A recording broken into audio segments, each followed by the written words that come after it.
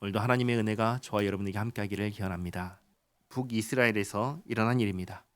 하나님의 사람이 베델을 떠나서 오던 길과 다른 길로 남유다를 향해 돌아갑니다. 한편 11절에 베델에 한 늙은 선지자가 살더니 그의 아들들이 와서 이날에 하나님의 사람이 베델에서 행한 모든 일을 그에게 말하고 또 그가 왕에게 드린 말씀도 그들이 그들의 아버지에게 말한지라. 그들의 아버지가 그들에게 이르되 그가 어느 길로 가더냐 하니 그의 아들들이 유다에서부터 온 하나님의 사람의 간 길을 보았습니다. 그가 그의 아들들에게 이르되 나를 위하여 나귀의 안장을 지우라. 그들이 나귀의 안장을 지으니 그가 타고 베델의 한 늙은 선지자가 나귀를 타고 하나님의 사람을 찾아갑니다. 14절에 하나님의 사람을 뒤따라가서 상수리 나무 아래에 앉은 것을 보고 이르되 그대가 유다에서 온 하나님의 사람이냐 대답하되 그러하다.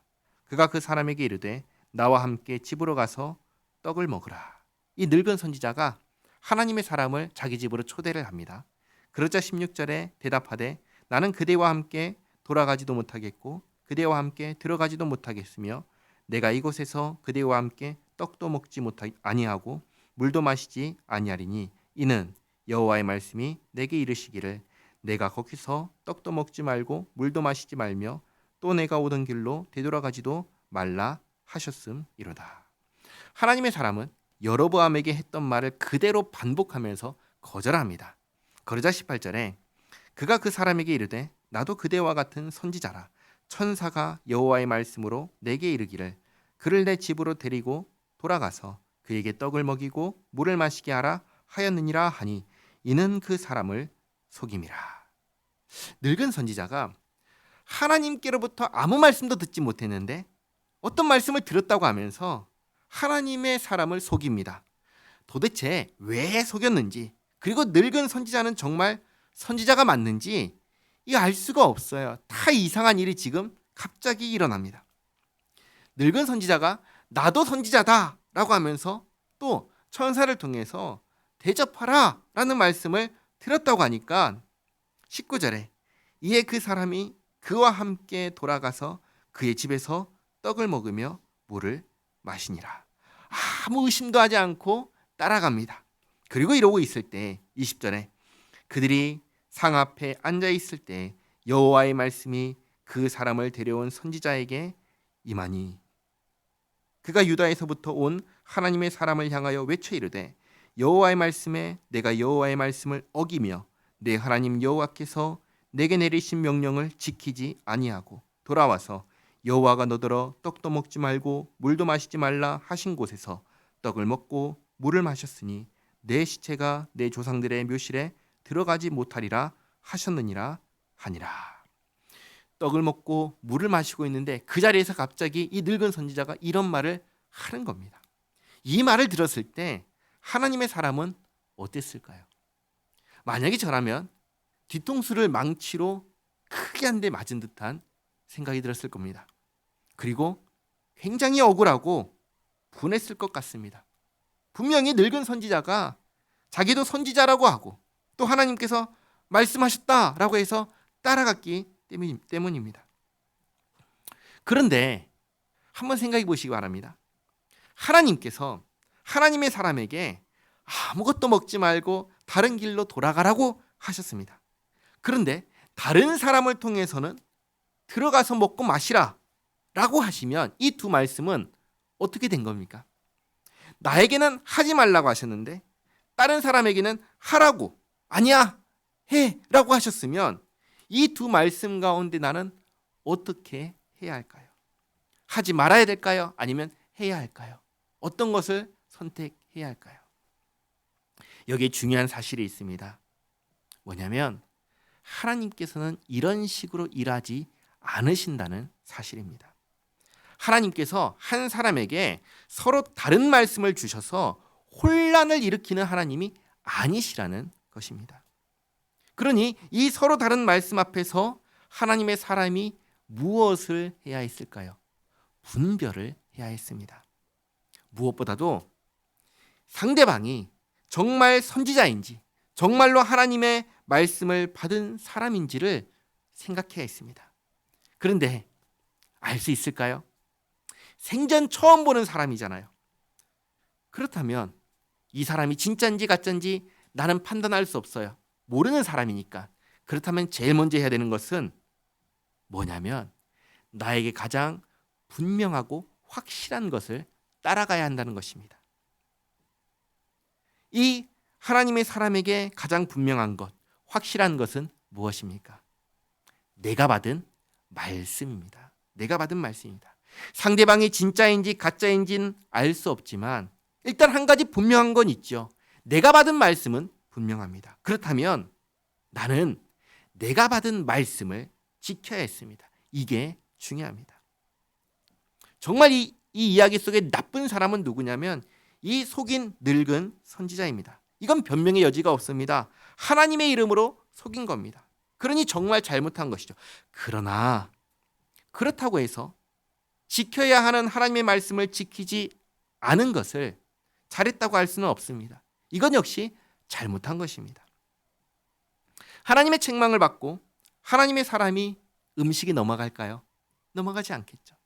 23절에 그리고 자기가 데리고 온 선지자가 떡을 먹고 물을 마신 후에 그를 위하여 나귀의 안장을 지우니라. 이에 그 사람이 가더니 사자가 길에서 그를 만나 물어 죽이매 그의 시체가 길에 버림받으니 나귀는 그 곁에 서 있고 사자도 그 시체 곁에 서 있더라. 늙은 선지자를 통하여 말씀하신 대로 하나님의 사람의 시체가 조상의 묘실에 들어가지 못합니다. 길에서 죽어버렸기 때문입니다. 그런데 이 모습이 굉장히 기괴합니다.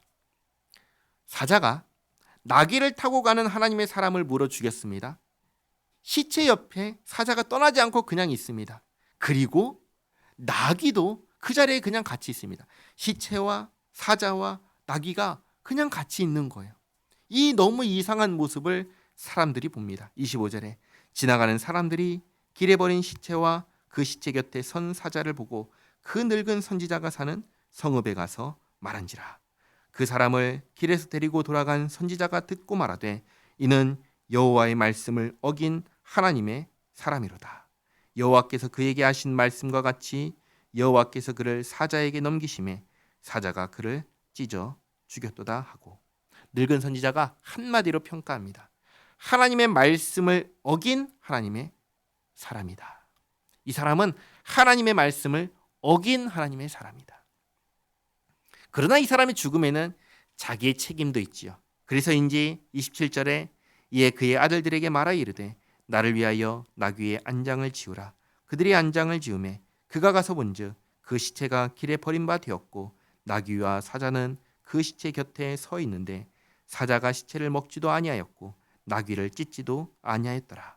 늙은 선지자가 하나님의 사람의 시체를 들어 나귀에 실어 가지고 돌아와 자기 성읍으로 들어가서 슬피 울며 장사하되 곧 그의 시체를 자기의 묘실에 두고 오호라 내 형제여 하며 그를 위하여 슬피 우니라.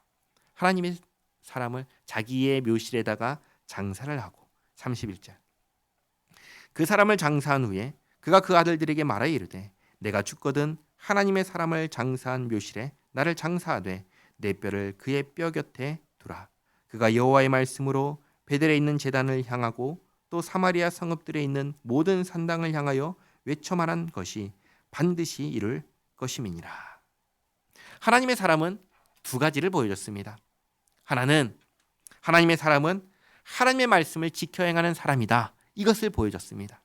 그리고 두 번째, 다른 하나는 하나님의 사람이라 할지라도 하나님의 말씀을 지켜 행하지 않으면 망한다라는 것을 보여주었습니다.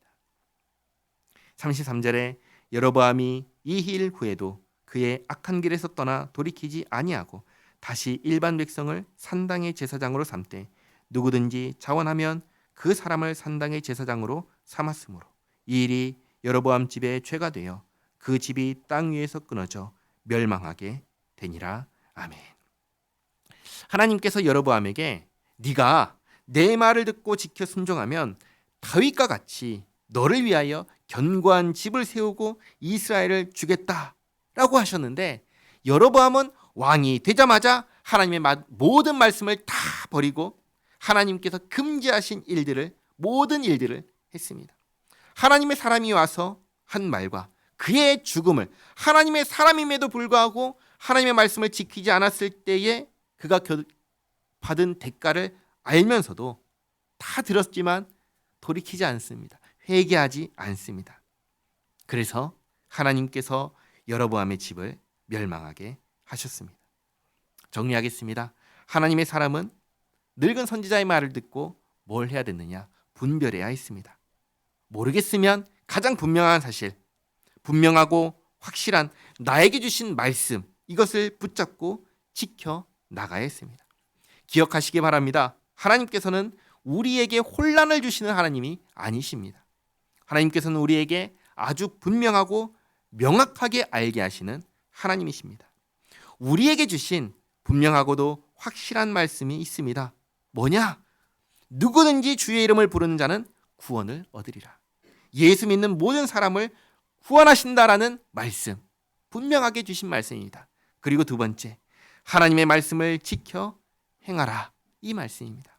이 분명하고 확실한 말씀 붙잡고 지켜 행하며 살아가는 우리 모두가 되기를 바랍니다.